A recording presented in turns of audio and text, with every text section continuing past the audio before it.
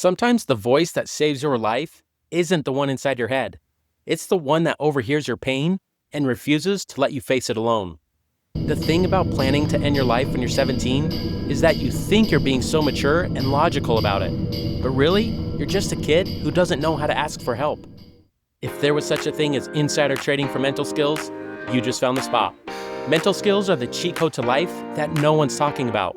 This season, fall forward with me as we dive into stories, tools, and techniques to help you navigate the awkward, challenging, and sometimes frustrating facets of life. The cost of ignoring these skills isn't just struggling. It's watching your future slip away, while others who improve their mental skills soar past you. I want to quickly thank our sponsors of this podcast, the UPS store off 12th and Patterson and Fire FC Soccer Club, for consistently investing in our future by helping be a solution for our future. Lastly, I want to remind you that the hard things you may be going through right now are not your final destination.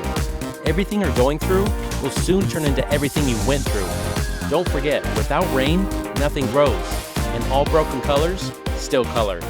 Now, on to the cast. 2 weeks before Mrs. Jefferson's life-changing conversation, Reese is a junior at Manatee High, dealing with the perfect storm of teenage problems. Failing AP chemistry, a brutal breakup with her boyfriend Sean, friend drama that splits her social circle in half, and parents who are so focused on her older brother's college applications that they barely notice she's drowning. It's not one big thing that breaks you, it's 1,000 little cuts. It's waking up every day feeling like you're already behind, like everyone else got a manual for how to be a teenager and you missed the distribution day. It's Sean telling everyone at school that I'm psycho because I got upset when he started flirting with Lainey right in front of me. It's sitting at lunch and realizing that half my friend group is now Team Sean and the other half is just pretending to care while they wait for the drama to blow over. It's my parents asking me every single day about my grades, but never asking how I'm doing. Like my GPA is the only thing about me that matters. But the worst part is the voice in my head that starts small and gets louder every single day, telling me that everyone would be better off without my drama, without my problems, without me constantly bringing down the mood. It starts with a whisper and becomes a roar. They don't really care about you. They're just being nice because they have to be. I spend hours on my phone researching ways out. I make lists. I write letters I'll never send. I imagine my funeral and who would actually show up versus who would just come for the drama. I convince myself this is rational planning, but really, it's just the depression talking, making me believe that temporary problems require permanent solutions. The day everything changes starts like any other. I walk over to Gabby's house after school because it's the only place where I still feel somewhat normal. Gabby's been my best friend since middle school, and her house has always been my safe space. Mrs. Jefferson always has snacks, never asks too many questions, and treats me like I'm part of the family. Gabby and I are sitting in her backyard, and I don't know what comes over me, but I just start talking about Sean, about school, about feeling like I'm failing at everything. And then I say the thing I've been thinking, but haven't said out loud to anyone. Sometimes I wonder if it would just be easier if I wasn't here anymore. Reese, what do you mean by that? And because Gabby is my best friend and she knows me better than anyone, I tell her. I tell her about the voice in my head, about the research I've been doing, about the plans I've been making. I tell her because I think she'll understand, because I think she feels the same way sometimes.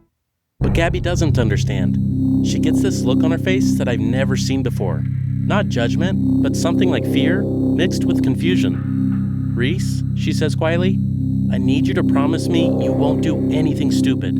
Promise me you'll talk to someone. Promise me you'll be here tomorrow. What I don't know is that Mrs. Jefferson is inside the kitchen, putting away groceries, and the window is open. What I don't know is that she hears every word of our conversation and immediately understands that this is not typical teenage drama, this is a crisis. Mrs. Jefferson doesn't panic, doesn't interrupt, doesn't make a big scene.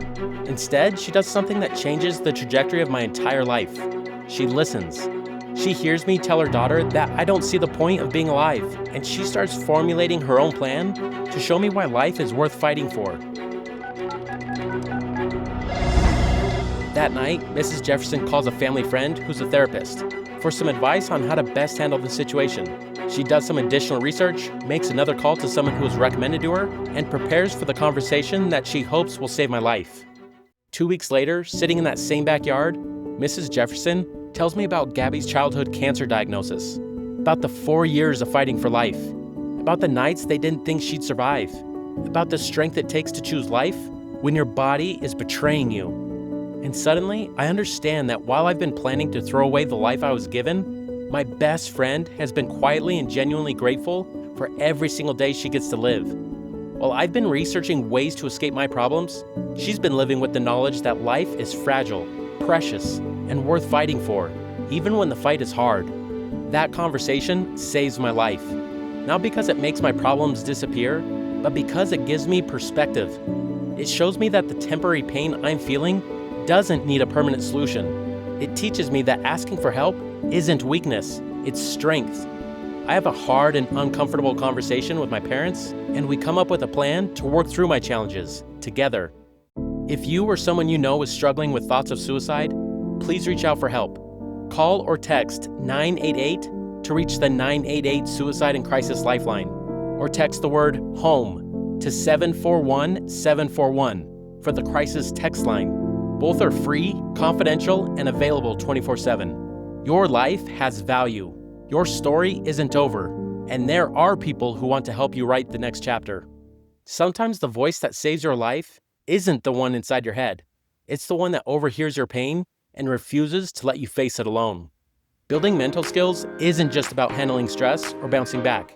If you develop mental skills, it essentially means you're preparing yourself to build strong relationships, make sound decisions, and find genuine fulfillment in whatever you do wherever you are.